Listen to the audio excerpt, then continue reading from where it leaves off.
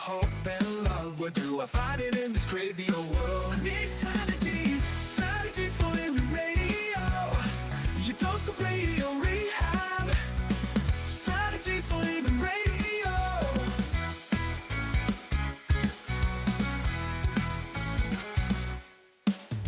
Every time I listen, Lauren and David share strategies for living, and it makes me aware. I got strategies for living, strategies for living radio. Your dose of radio rehab. Strategies for living radio. Your dose of radio rehab. Strategies for living radio. Oh, you know, we need them. Yeah, we need those strategies, don't we?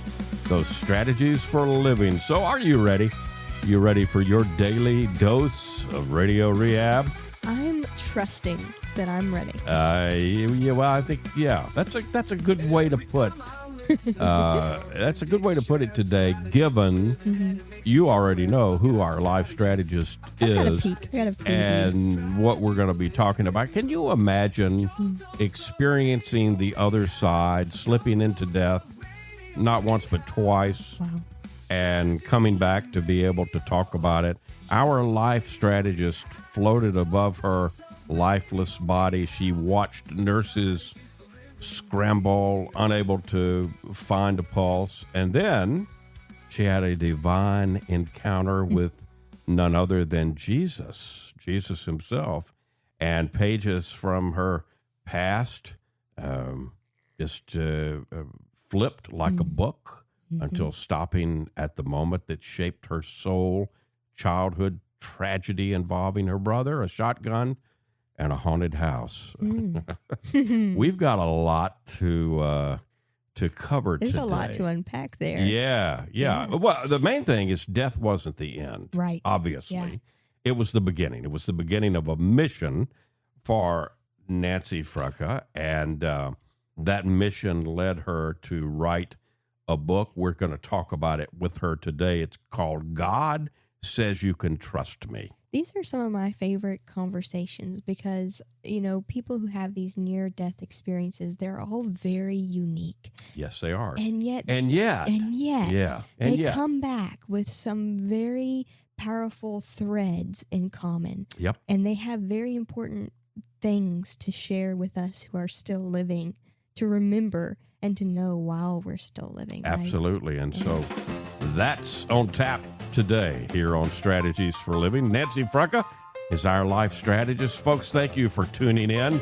We appreciate you being a part of Strategies, and we appreciate our sponsors who make it all possible. The Robinson Film Center and Azalea Cleaners, Pintail Roofing, Learning RX, We Train Your Brain, the Balanced Life Wellness Center, Fertitas Delicatessen, home of The Godfather, Alligator Italian Sausage, and some pretty good muffies, too. SRT Sales Training, Uprising, Addiction Center, and Mira, Direct Primary Care. Back in a moment.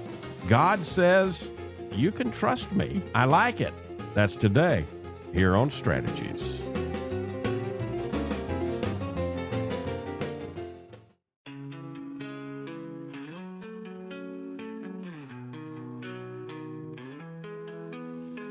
Tune in daily, find the light. Healthy mind and spirits bright. Strategies for living strong. Feel the vibe, it won't go wrong. The body moves and soul align. Catch the rhythm, feel the time. Radio rehab every day. Chase those clouds of gray away. Your daily dose of radio rehab. Lift you up when skies seem drab. Mind and body, spirits free. Living life in harmony. And welcome into Strategies for Living. Lauren Leon McMillan, David McMillan. Let's welcome into the program now our life strategist. She's Nancy Frecka, who is a unique blend of pastor and award-winning businesswoman whose spiritual path has led her to become an author, a speaker, and ordained pastor with Messenger Fellowship which is an international ministry. Nancy has appeared on TV and radio all over the United States and Canada, where she has shared her amazing experiences and assisted others in their walk with God. Her purpose is to help others learn the juice of life. She says the juice of life is trusting God. Nancy Frecka, welcome. Welcome into Strategies for Living. Welcome. Thank you so much. It's fun to be here. Glad you are here, and I like that you like to laugh. I do. And I'm glad that since you wrote the book and it says God says you can trust me, maybe I'm hoping God has a sense of humor. You know, he really does. And it's never the way we think. I mean, everybody sees this very stern looking or acting God. And yeah, he can be, but he has a wonderful sense of humor. There you go. I like it. All right. Well, now let's talk about you had near-death experiences not once, but twice. So tell us a little bit about number one, and then we'll talk about the second one. What happened first? Well, the first one was a long time ago in 81, and I was having stomach trouble and hadn't been feeling good for a while, and I kept pushing through it. And I would say this is a warning to anyone who doesn't take care of themselves, because I didn't. I kept thinking, okay, I got to take care of the kids and the business and all that kind of stuff that just drains you. Anyhow, the bottom line was that I ended up having a cardiac arrest from. Yeah, well, what happened is I had the stomach problem, and I turned gray, and I was at work, and they sent me to the emergency room. The doctor did, and I walked in, and I said, this is ridiculous, because we're used, especially women, we're used to pushing on and ignoring our needs. Yeah. And so I said, this is ridiculous. I'm fine. And I said, but I do feel like I have a spear in my chest. And so, yeah, you'd think that would be a warning sign. And so, I'm fine. I just have a spear in my chest. Just merely a flesh wound, right? Yeah, right. Get up and go going, So anyhow, it ended up admitting me. And while I was in admission, because I had terrible pain, and they gave me some Demerol for the pain, and I didn't know I was allergic to it, and I had a major reaction, and it caused a cardiac arrest. Oh, wow. And in that process, I literally died, and I was flatlined for 15 minutes. Wow. And so at that time in 81, no one's talking about this. There were no books or movies or stories or even podcasts about it. No.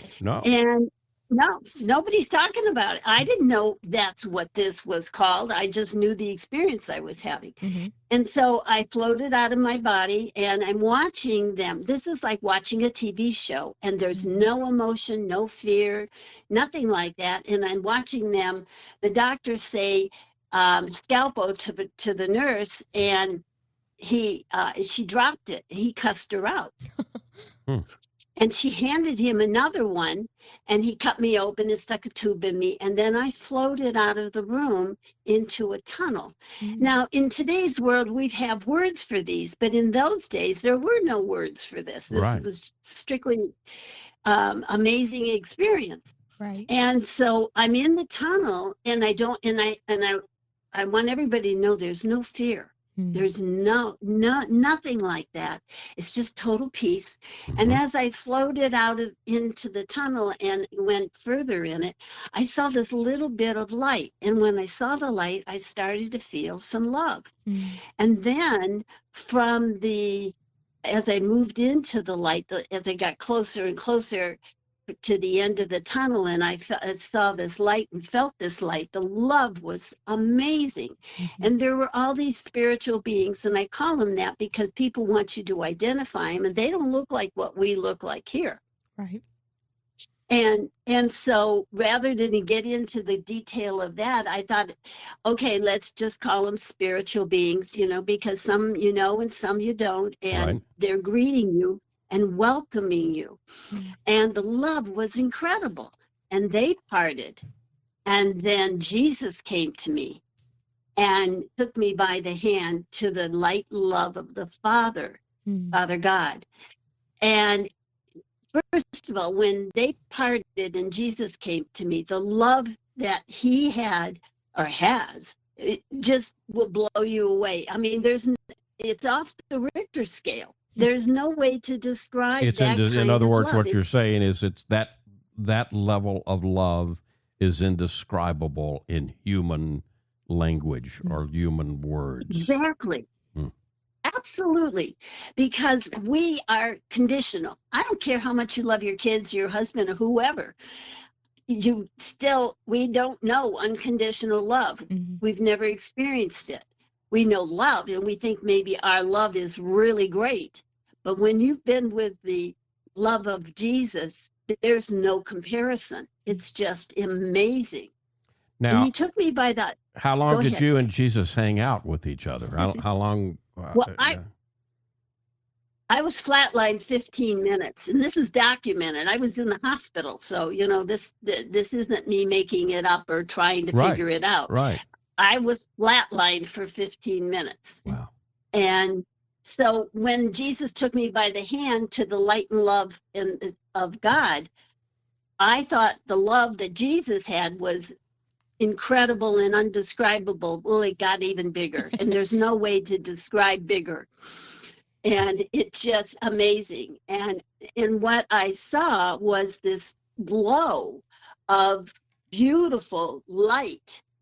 You couldn't see his form Mm. because the light was so bright. Right. But he said to me, Nancy, it's time. You must come. And I said, but what about my sons who were 6 and 9 at the time, and I was divorced? So I was it for them. Mm. Yeah. And he said, you're not ready. You must go back. I said, what? I don't want to go back. Now, don't get me wrong. I love my kids, and I Sure. still do. Sure. But when you're in the presence of God and that kind of love, you have no reference point to what's on earth. Yeah. Right. Yeah. And so I believe because I wasn't ready, according to God, I wasn't ready. He sent me back. And as I was going down the tunnel, I'm going, but I don't want to go back. And I know some people, and you really don't want to. And that's the common thread you hear with all these stories. Yeah. They don't want to come back.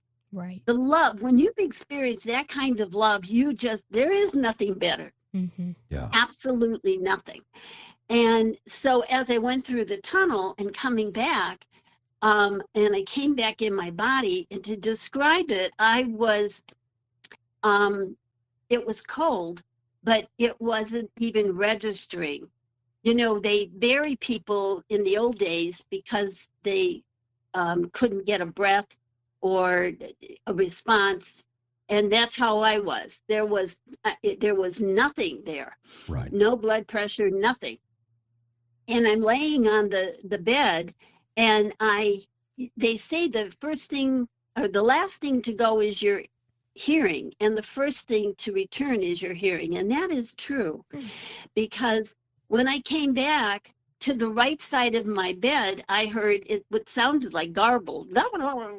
And then as I strained to listen, because I couldn't move a thing, I could not move anything. Right. As I strained to listen, I heard them say, who's going to tell her father? Mm. And they said, I'm not telling him. And the doctors and nurses are arguing, who's going to tell my father I died? Wow. And I came back to listening to this. Yeah.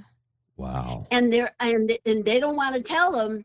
And they said, because somebody knew one of the doctors knew him and said, he's got heart trouble. I'm not telling him. Mm. And with that, I'm struggling to how do I tell him I'm alive? Because I can't move anything. And I I use the term cold, like a radiator in the car when it's not registering and there's nothing there. That's how cold it was.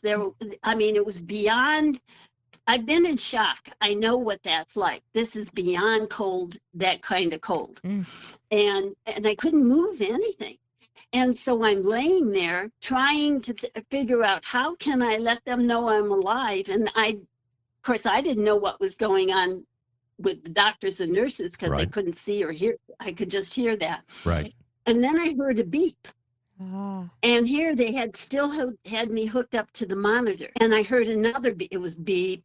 And then quite a ways, then beep. It wasn't beep, beep, beep, beep. It was beep. And then you wait and beep. And then with that, the nurses and doctors came running over to me, and I could feel them around my bed. And I'm trying to get my eyes open. Now, I would ask everybody to just take a minute and blink. Right. Just blink. It's effortless, right? Right. I couldn't blink. You I couldn't get my eyes couldn't open. do that. Wow. This is an incredible story. I got to take a quick break here, and we'll come back right there. Nancy Frecka. Okay. Don't blink. Don't blink. Nancy Frecka is our life strategist today. What a story. God says you can trust me. Talking supernatural encounters with God today. And that's the name of her book. God Says You Can Trust Me. Nancy Frecka, our life strategist today here on Strategies for Living. We'll be right back. Stay with us.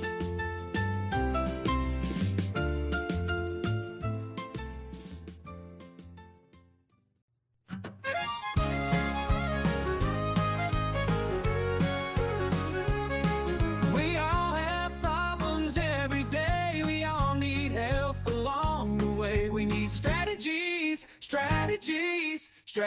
for living radio. And welcome back in. Welcome back into Strategies for Living Radio. In the middle of an incredible story that Nancy Frecka is telling us today here on Strategies for Living. Lauren Leon McMillan, David McMillan, welcome back in. Nancy's book is God Says You Can Trust Me, Supernatural Encounters with God, and Nancy is telling us about one right now. Okay, so the doctors rush back to your side. The beep is slow, but it's coming back. All the doctors rush to the bedside, and then what? And then it was like I had to summon all my energy just to get my eyes open a slit. And all I saw were these faces over my bed, all around my bed, and they're crying.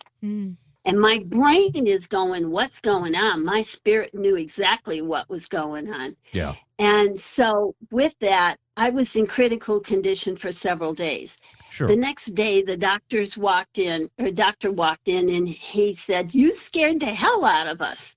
And and my brain is like still trying to process all this. Sure.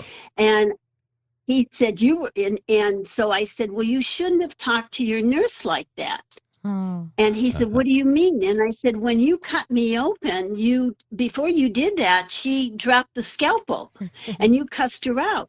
He goes, "How did you know that? Nobody, who told you? You were flatlined. There's no way you could have known that." And that's how God confirms things. He always confirms the truth. Yeah. And I mean, that was something that unless I saw it, there would be no way to know it. Right. Wow. And so with that, it took me quite a while to regain my health in that. And so on that, and it changed my life. I mean, once you've died and gone to heaven and you've been in the presence of God, you realize how petty life can be down here. Yeah. And Now, you start... when that Go ahead. happened in 1981, you were not in ministry yet. You were not a pastor. You weren't in ministry. That came later, I'm assuming. No, I was not. I was in advertising. Okay. And I was second in command of an advertising agency. Oh, wow. So, no, had nothing to do with ministry. What did this first near-death experience, what did it change in you? What changes did you begin to make in your life, and what was the adjustment like? Well, the first thing it changed was I have no fear of death. Mm. None. Yeah. And my family, it took a while for them to get over that. And, you know, I mean, it's once you've been there, you go, wow, this is incredible. And the second time, it really makes you want to, come on, guys, do we have to come back? You know? All right, And now so you had another near death experience. Did that happen afterwards, or when did that happen? That happened in 89. Okay, so You would have thought I learned the lesson of taking care of myself. yeah, That was okay. probably Yeah, the you know- idea. Yeah, that was true. And again, life got in the way, and you're busy being a mom and working and all the things that we all deal with. And I had pushed myself too far. And I was in New York at a seminar, and I had a lot of chest pains. And we won't go into all of that, but the bottom line was, here's how God provides. I had to fly home with my girlfriend, and we were able to sit in the bulkhead. And at that time, the stewardesses, and they're called flight attendants now, Right. but then they didn't have, there was hardly anybody on the plane. And so they had a lot of free time. And we started talking, and we laughed so much that they gave us a bottle of champagne at the end of the flight. They said they haven't had that much fun in a long time. Now, A, they're not supposed to give a bottle of champagne away, and we were not in first class. And second, I didn't know that you're not supposed to fly with a heart issue Mm. because of the cabin pressure. Yeah. Right. And I didn't know that. And that was God's way of protecting me. He was decompressing me with, this is what the doctor said, he was decompressing me with laughter. Huh. Oh, Who would wow. have thought, Yeah. right? Yeah. Yeah. Wow. So this was in 89, and but when I landed, I realized the full impact of what was going on, and I had to go to the hospital. Mm. And I'm laying in the hospital, and I'm having pain and in the chest and that, and they're trying to figure out what to do. And I floated out of my body again. Now you'd think once you've done it, you know exactly what's going on, but you don't. Mm. Because it's so consuming, Yeah. I guess is the best way to say it. Yeah. So I watched 3 nurses bring blood pressure machines in to check my blood pressure because they couldn't get one. Mm. They couldn't get a pulse. They were student nurses. And I have some friends that are doctors, and they said, I totally believe this. Because student nurses don't have, at that level, don't have the understanding. Now, nurses are wonderful. I have friends that are nurses, and they're life-saving. Sure. And these were very early student nurses. Right. Yeah. Right. Yeah. They were And learning. So they thought the machines were broke. Right. It never occurred to them that I was dead. Right. Right. And so anyhow, with that, I floated out of my body, and I had a life review. Mm. Because it was like God picked me up from where I was, and let's go into this life review. Yeah. And now I have words for it, because in 89 we started talking about this a little bit, but in 81 there was none. Right. And so in that life review, you asked me how it changed my life. Well, I had a very traumatic childhood, and some of that's in the book about how my brother died and living in a haunted house and many other things. Mm-hmm. And so when I did the life review between 81 and 89, I had to work on forgiveness and letting go, Mm. and just dealing with all the things that I had to go through. Yeah. So by the time I had my life review, it was all these pages like you see in the movies, the calendar going, boop, boop, boop, boop, boop, Right. Like just they're going flipping past, like flipping pages flipping past. Yeah. Right. Exactly. And because of that, all of a sudden it stopped. And I was 6 years old when my brother died. And in this scene, I'm seeing it just like I'm watching a movie. And I see myself crouched down by the bedroom door, my bedroom door. and listening to my mother, and the woman's grandmother next door came over supposedly to give condolences that Sonny had died. Mm. That was my brother. Right. And I I saw me leaning at the door listening, because in those days kids weren't allowed to be around adult topics. Right. Yeah. Right. And so I was sent to my room, and I'm listening, and I hear the grandmother of the neighbor say, "I'm sorry, Sonny died. It should have been Eddie, my other brother." Oh, And wow. I said, I saw me say, "I can't believe she said that. I hate her, Yeah. and I will never forgive her." Mm. And I meant it with everything I had in me Well, at sure, 6 years old. Sure. So with that, God says, "You have to forgive her." Mm. I said, "I can't. That was awful. She hurt my mother." Mm. And he said, "Judgment is mine, not yours." Mm. He said, "If you don't forgive her, I can't move you forward." Mm. Mm. He said that unforgiveness holds you stuck. You cannot move forward. And it's not forgiveness for that person that's saying that person did the right thing, or it was okay that this or that happened. It's saying that you're obeying me so I can honor what you need and move you forward. Mm. Yeah. And that message has been incredible, because when you think about it, the unforgiveness that we hold, we think we're hurting somebody else, but we're not. We're hurting ourselves. Right. Right. And I mean, at 6 years old, I didn't know, but you wouldn't think he'd hold a 6-year-old accountable, Well, Right. but he did. yeah, Right. sure. So that's really important. My life has changed in so many ways. I've learned to listen and hear the word of God. Not only reading the Bible is important, because that's his promises to us, but it also is, when you learn to hear his voice, it can keep you out of a lot of trouble. And in my book, I talk about how he gave me a dream one night when a guy was trying to break into my house. Mm-hmm. And he was out from prison on parole for murder. Wow. And him and his gang were trying to break into my house, and had broken into some of my neighbors' houses across the street. Mm-hmm. And there's a whole story of how that happened. But God gave me a dream the night it happened. He gave me a dream about a man, a knife, a gun, and a shark. And it scared me so bad that I woke up and I couldn't go back to sleep. And I'm laying there, and I hear my screen fall out of my window, because it was in the summer. Oh, wow. Right. And it was raining. And I thought, I better close my window.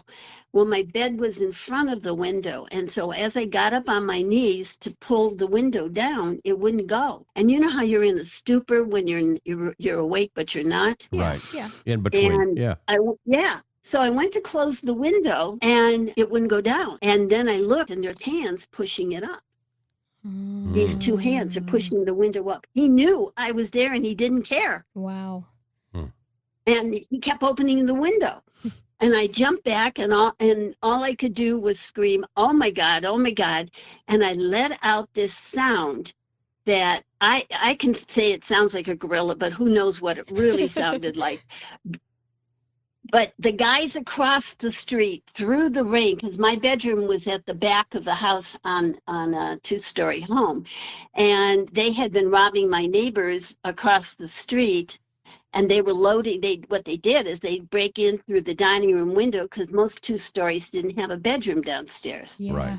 And they took the keys and took all of their valuables from downstairs. And then they load the car up of the people they were stealing, and load all the loot in the car, and then drive off. Wow. And they were outside, and they heard me scream. Now think about that. I'm inside the house, and I'm facing the back of the house, and through the rain, they heard me scream.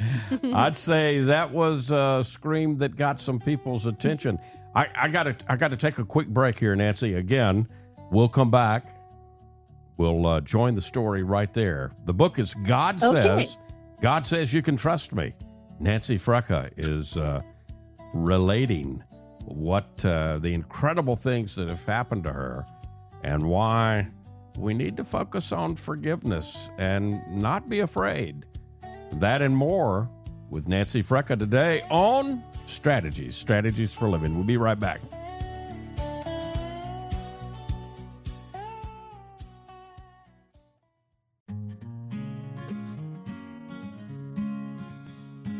Life gets hard along the way. Gotta get through it day by day. We get strategies right here. Strategies for Living Radio. Our dose of radio rehab. Strategies for Living Radio. And welcome back into Strategies for Living Radio. What a story Nancy Frecka is sharing with us today here on Strategies for Living. The book is a page turner. You're hearing that from the author herself, Nancy Frecka. She is she can relate a story, and I even hate to call it a story now that I've called it a story. You're relating real life experience, Nancy. Mm-hmm. For all of us to to pay attention to. So your scream ran the guy off that was trying to break in, and so after all of this, life changed for you.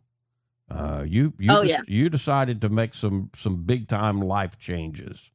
How would you summarize those for us? Well, the one thing I have learned is to trust God, and I've learned that if I spend time with Jesus, I can learn. In my book, I teach the strategies of how to hear the voice of God and how to pay attention to his guidance, and when he gives you wisdom and understanding what to do with it.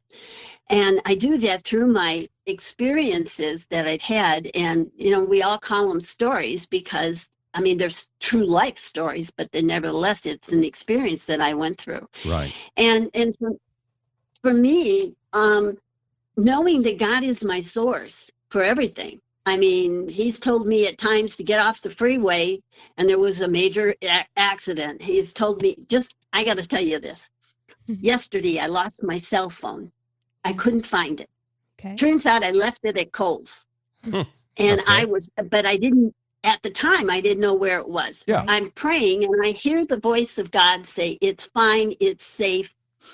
And this is at 9:30 at night. And I didn't know it was at Kohl's. I thought it was at the restaurant which had already closed. Right. I forgot that I had gone to Kohl's. Anyhow, he kept saying to me, Nancy, it's fine. Don't worry about it. Everything's in it, because I had my driver's license. I had my credit card and my money in that little holder that holds the phone. Yeah. If anything has changed me, I have practical spirituality now. I can, and I teach this, that people can walk with God daily. You don't have to die, Yeah. In fact, he wants you while you're alive. And for me, here's an example, because I immediately went to prayer and said, okay, Lord, what do I do? And he said, don't worry about it. It's fine. And today I got my phone back and it was exactly as he said. Everything was fine. There you go. And there you go. Thank you, Lord. That's practical spirituality. And that's something that through the course of time, which I've gone through, I learned to hear the voice of God. And in my book, I say there are 5 things that you can learn. 1 is learn how to hear the voice of God. Learn that supernatural world is reality, not fiction, and how it affects you, because there is the other side of spirituality, the dark side. Sure. Right. And I experienced that with my brother's death, and I talk about that in the message. And then learn how to receive divine guidance from God. Just like I mentioned about the cell phone. I've had avoided accidents because he guided me out of it. Right. And then learn how to follow the leading of the Holy Spirit for protection and provision. Over and over again throughout my life, he has shown me how not to do something or to do something, and the benefits of it through protection or provision. And then finally, the fifth thing, learn how to trust God in all areas of your life and receive his rewards. He rewards the faithful. If you have an earnest heart, you will be able to hear him, and you will be able to get his rewards, because he says in his word that he rewards the faithful. It's changed my life, because I know him in a different way, but everybody can. He's no respecter of persons. And that means what he does for me, he'll do for you in the way you need it. Not, Right. You don't need to die just to hear his voice. Everybody's story in life needs something special, and he provides that. He will work with you where you are and what you need. And I think that's the most important thing, because he says, I am the truth, the light, and the way. Right. And that's hope. Yeah. And we need hope now. Absolutely. And Oh, so, gosh, yes. does that answer what you're asking? Yeah, I think that I'm sitting here contemplating and listening to what you're saying, and I'm contemplating what a different world we would live in if we all just focused on the message of forgiveness. Right. What if people forgave one another? Forgiveness, releasing the fear. Yeah, and releasing fear and forgiveness. Man, we would have a different looking world, wouldn't we? Yeah. So true. So true. Yeah. And, I think it's great that you have strategies for life, because we all need them. And this is one of the strategies that God gave me. And I put it in, he had me write it down and put it in a book to help people so that they can relax and just process it in their own way. Some people tell me they can't put the book down and from the beginning to the end, and others say and some said they've read it from cover to cover, and then they go back chapter by chapter to learn the lessons. Right. Yeah. So, one of the things, and you said this earlier, reading the Bible and things like that are important.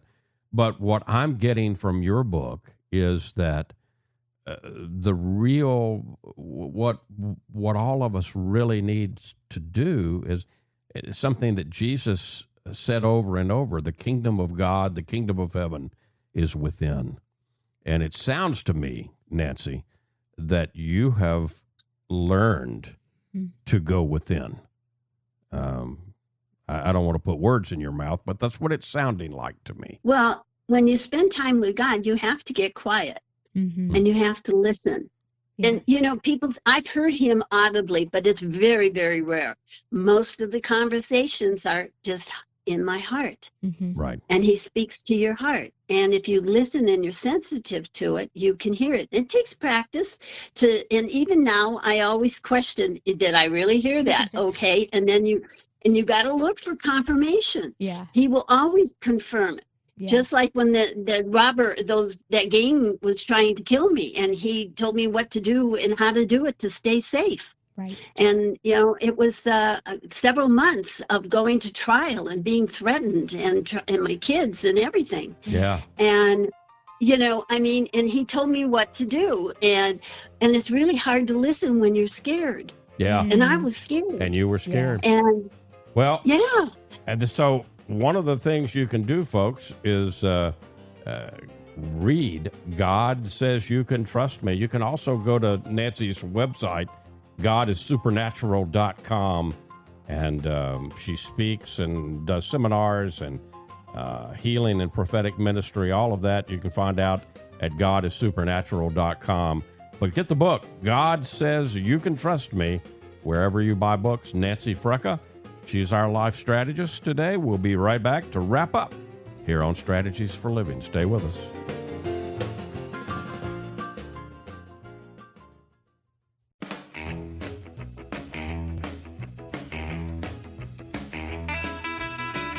What an incredible story. We do hear... We barely scratched the surface of our stories. The book is rich, folks. The book is absolutely rich. God Says You Can Trust Me. Nancy Frecka is the author. It's about supernatural encounters with God. And, I hope you will also visit Nancy's website, supernatural.com. We've packed a lot in today, Nancy. What do you really want people to take away from our conversation here today? What's the most important thing? I believe the most important thing is you have to have a relationship with Jesus, and working with him, even in the tough times, he's there to comfort you, and that God is your source for love, peace, and joy, and hope. And if we can take a moment, just give him 15 minutes a day, even if it's 5 minutes a day, you'd be surprised how it will change. And then you learn to listen to him and follow his guidance, and it promise you, it will change your life. Well, folks, if you want to continue, I wish we had more time to continue this conversation with Nancy Frecka today, but I tell you what, you can continue the conversation. How can you do that? Well, go get a copy of God Says You Can Trust Me, wherever you buy books. And you can also visit Nancy's website, godissupernatural.com. Nancy, thank you for being a great life strategist today here on Strategies for Living. You're welcome. I really enjoyed being with you. And folks, I hope you have a great Christmas, too. Thank you. You too. Folks, thank you for being with us, and we appreciate our sponsors who make it all possible. The Robinson Film Center, and Azalea Cleaners, and Pintail Roofing, and Learning RX. We Train Your Brain.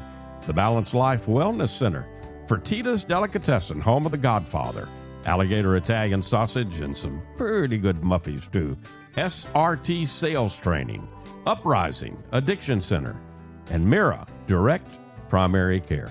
If today were the last day of your life, you only had one more phone call that you could make, who would you call?